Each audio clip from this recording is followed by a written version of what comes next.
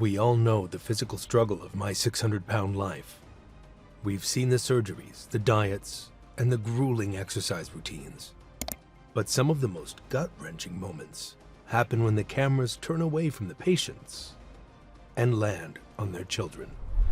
The ones forced to become caregivers, housekeepers, and emotional support, some before they even hit puberty. This dynamic creates a heartbreaking reality where the very people who should be providing security are the ones demanding it.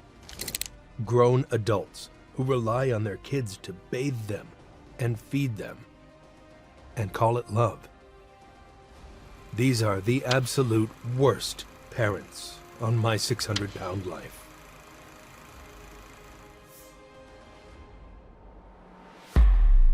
Kirsten Perez.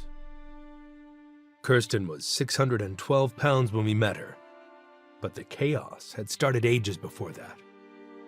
After a traumatizing assault in high school, she spiraled into drug abuse, couch surfing with dealers, and trading her body for dope. Pregnant and clueless about the identity of the father, she confessed that food was her shield. I kept eating, and maybe I ate. I was hoping to just keep people away from me. I don't know. By her early 20s, she was over 300 pounds. And apparently, she let someone near her because she was pregnant again and utterly incapable of caring for her kids. Everything was really out of control for me. And I couldn't give my kids what I knew that they deserved or needed. So I let my mom and dad take them. 10 years of neglect later, she finally decided to move in with her family, drug-free, but helpless, immobile, and still addicted to food. My family does everything for me, and at times she has to help me wipe my butt. I'm an invalid. Seriously? This grown woman wanted to be an invalid and expected her family to be caregivers? Pathetic doesn't even begin to describe it. Tragically, the person who paid the highest emotional price for this invalid lifestyle is the one living closest to her. That's Nico, her 13-year-old son, who was forced to share a room with her. It's clear that he's uncomfortable and emotionally scarred. He confessed to missing out on having a mom when he was young because of her drug abuse, and now she bribes him to sneak her food. The desperate kid enabled her binge eating just to get scraps of attention. This wasn't parenting. This was emotional manipulation and abuse. While Kirsten manipulates for attention, this next parent is chillingly honest about the power she holds over her son. Pauline Potter. This mother didn't even try to hide how disgusting she was. She flat out admitted it. I am very aware of the damage I am doing to my son through overeating. Let that sentence sink in. This is cruelty disguised as motherhood. That damage was most visible in the day-to-day servitude she demanded from a child who had no other choice. Her teenage son, Dylan, was her butler, chef, and chauffeur. He was forced to buy the worst junk food imaginable, cook her meals, and drive her to appointments, all while dreaming of the day she wouldn't need him anymore, so he can start his own life. He not only drove her to her appointments with Dr. Now, he sat patiently through them. When Dr. Now asked who buys their food, Pauline didn't even blink.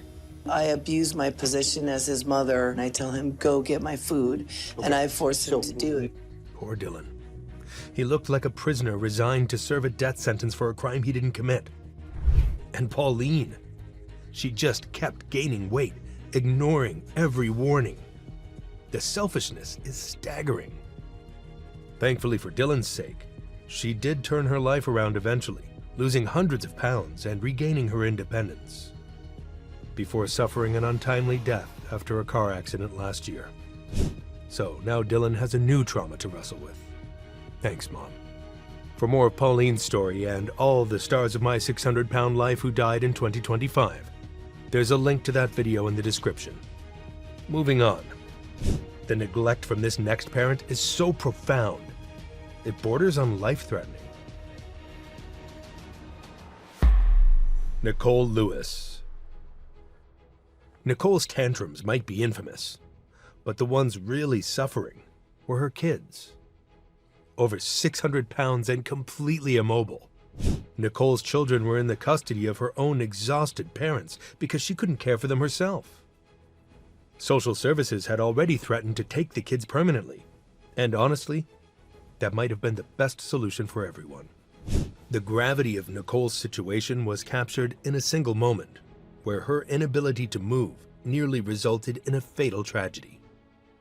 Picture this: her toddler was in the bathtub, turning on scalding hot water, while Nicole just watched and yelled from the doorway. Jaden, please, can you shut the water off and come with mommy? I can't fit in the bathroom door. Who leaves a child in the bathtub by himself? Thankfully, her mother rushed in to the rescue. Despite this near miss, Nicole's focus remained squarely on her own desires, leaving her children to view her as a stranger. She admitted her kids don't even recognize her as their mother. And it hurts me that my kids think their grandmother is their mom. And yet, her priority was food. Always food. At a hotel meltdown, she screamed a profanity-laced tirade when the bed rolled away, making her kids cry. Charlie, you know what? If you aren't going to be supportive, you can f***ing leave. That's why I'm here. It's stupid wood in here. It's stupid. Why would they put wood on a floor in a hotel? Not once did she put her kids' needs above her own. Ashley Dun Bratcher. Ashley D. weighed over 700 pounds and was living in pure filth with her 5-year-old son Patrick, who had to do everything she physically couldn't. He's my legs and a lot of things. The casual normalization of her reliance on a very little boy led to scenes that were difficult for any viewer to stomach. We watched Patrick climb into their washing machine to load clothes, something no child should ever have to do. With her husband working insane hours as a trucker, Patrick was left to cook microwave meals and sandwiches for his mother. Perhaps child services should have checked into their house too. This is no life for a 5-year-old. He should have been playing with his friends and laughing, not waiting on his mother. It's beyond just sad. It's downright criminal. You know what else is criminal? Watching our videos and not subscribing. Go on, hit it. You know you want to. Anyway, the vicious cycle of mistreatment often stems from the parent's own abusive upbringing, as you're about to see. Milla Clark. Milla Clark's story is a brutal cycle of generational trauma. Her mother's only way of showing love was shoving food down her children's throats, and refusing to eat meant physical abuse. If we didn't take that food, my mother saw it as a rejection, and we would get a whipping. By high school graduation, Milla was already 350 pounds.